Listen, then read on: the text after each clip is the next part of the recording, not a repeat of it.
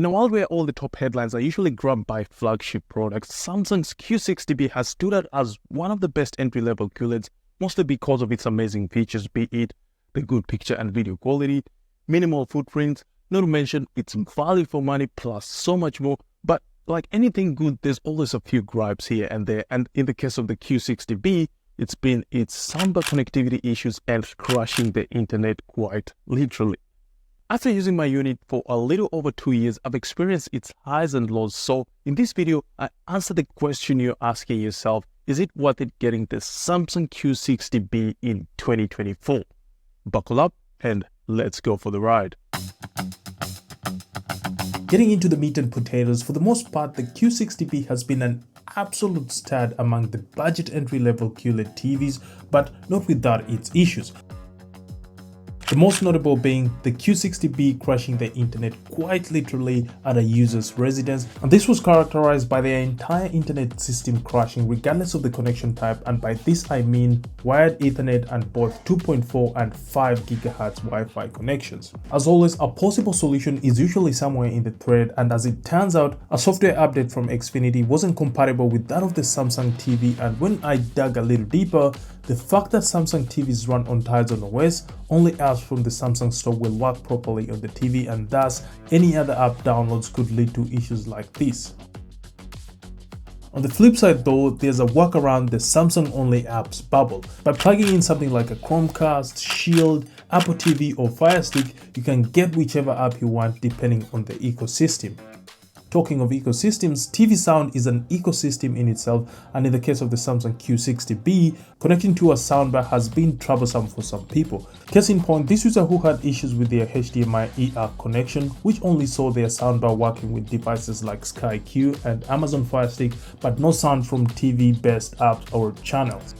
With no solutions being offered on this Samsung thread, I jumped into the weeds of Reddit, and it didn't take too long for me to find a possible solution, which in this particular instance was one of the easiest to execute. By simply unplugging all your power cords from the mains, then disconnecting your HDMI cable from the TV, waiting for a few minutes, then plugging everything in, you could possibly solve the issue just like this Reddit user did. Now, personally, I'd be a bit skeptical about this method, but like they say, simplicity is sometimes the key. Speaking of which, the Q60B's simple and minimal design still speaks volume 2 years on, and it's not hard to see why Samsung kept the same design language on its successors, the Q60C from last year and the Q60D this year. Getting into the details, like most TVs nowadays, it carries on with a thin profile and a slightly rounded back where most of its hardware sits, and close to the right edge we have all the I/O, which I'll be talking about in just a bit. When it comes to dimensions, it's definitely one of the thinnest TVs out there at just an inch deep, with the exception of the 85-inch version, which is 1.1 inches deep. Talking of inches, you've got a host of variants to choose from, whether it's 43 inches, 50 inches, 55 inches, 60 inches, 65, 70, 75 and a massive 85 inches if you want to go big. Regardless of the size, it's got a Titan grey bezel lining up the TV, and with Samsung's logo embossed on the little bump up on the bottom right of the TV, the Q60B's design still screams class 2 years on. Talking of the power button, it's quite responsive, and over the last 2 years, I haven't experienced any delays from the moment I turn it on to the image being displayed on the screen. Moving to the back, the inputs are still working as good as ever, and for those who have no idea, I'll give you a quick recap on what you get at the back. At the very bottom and just a tad bit to the right, you'll get the digital optical audio out and HDMI 3 port. Moving back in line, we have the antenna, which honestly speaking I've never used, and for those who have been around the block for a minute, I'm sure you remember at one point the AV inputs used to give the best video and sound quality before HDMI took over, and it's good to see the Q60B having in mind those who can't work around new technology. Right on top of the AV ports, you'll get HDMI 1, HDMI 2 ER, commonly known as Enhanced Audio Return Channel, which allows you to send audio from your AVR or soundbar, and like mentioned a little earlier, this is where some people have had issues. Next up at the LAN cable port, USB 1 and 2, then right across, we have the power compartment that has these screws underneath which help with cable management. Switching back to the front, most of you would be keen to know what it's been like navigating through the home screen and how well its OS functions, and tell you what, it's been an absolute joy given that I haven't experienced any issues since patches. Just to bring you up to speed in case you didn't know, Samsung's TVs are run by Tizen OS, which is a Linux-based open-sourced web OS that supports a range of devices including TVs, home appliances, and a majority of older Samsung mobile phones.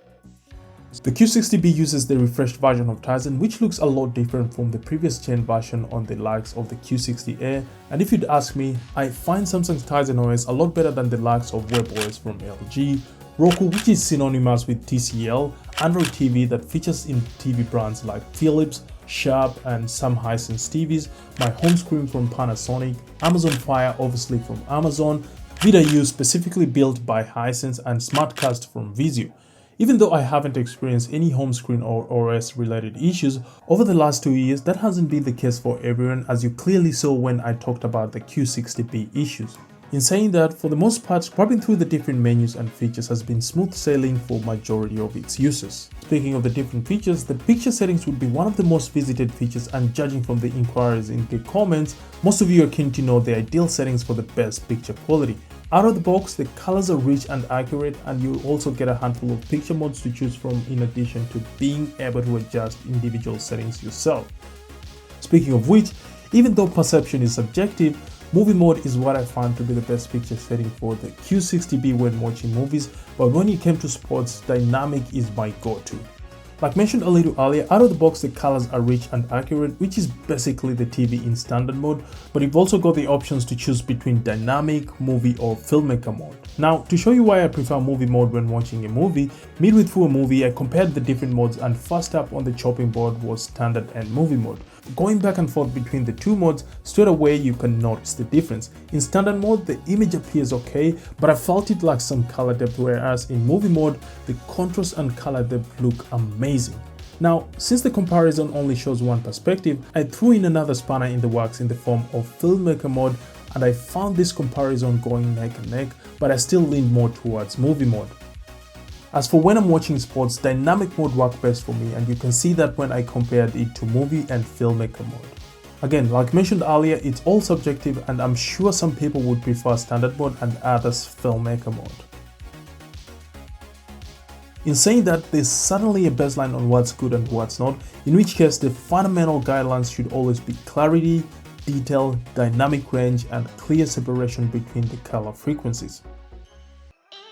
Now, with just those settings you'd be good to go, but if you're like me and want to take it a notch higher, you'll have to adjust the different parameters. Case in point, I have brightness and contrast set to 50, sharpness set to 12, color to 30, tint and gear locked to 0. Then for the apply picture setting, I've got it on all sources. When it comes to the picture clarity settings, I prefer it on auto, as this automatically recognizes fast moving objects on the screen, and the backlight behind the objects is adjusted accordingly. Having it in custom means you'll have to adjust the backlight manually, and for the average consumer, you won't get the backlighting right without the technical know-how. Moving along, with all the settings nailed, the images look good, but as good as the images are, there are a few aspects you have to take into account before choosing the Q60B.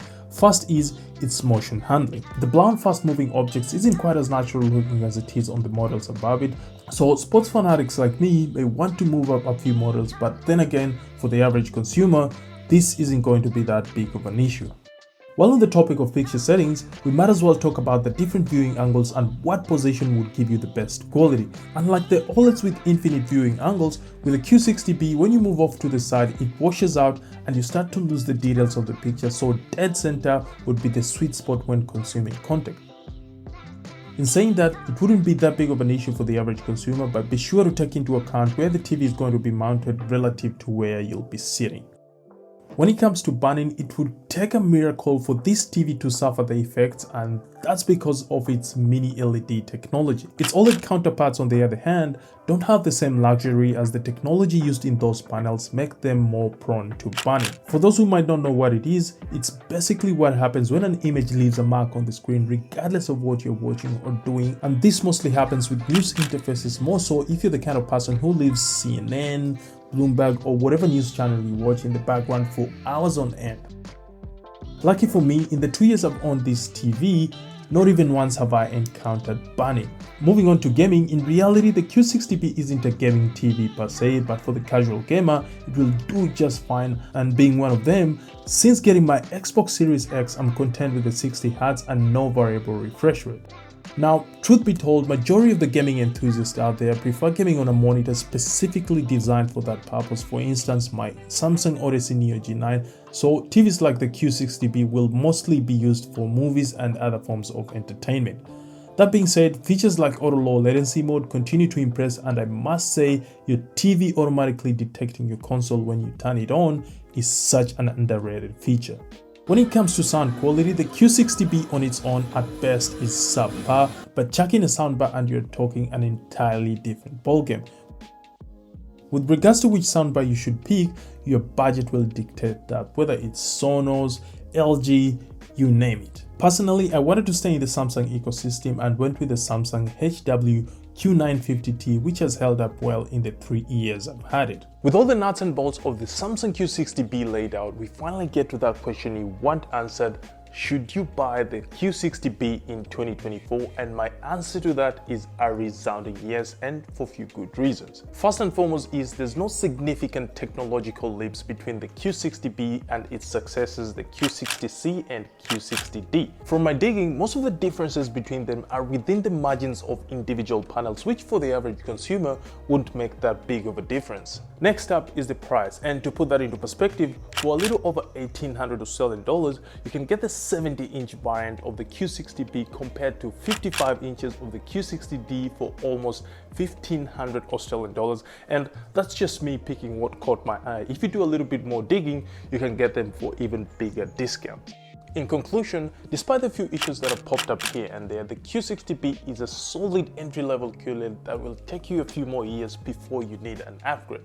Well, there you have it, peeps. I hope you enjoyed and found this video helpful, and as always, don't forget to like, subscribe, share and click the notification bell to get notified whenever I post a new video. Here's another long-term review of an entry-level QLED that you need to watch. Until then, people of the internet, I'm signing out. See you on the next one.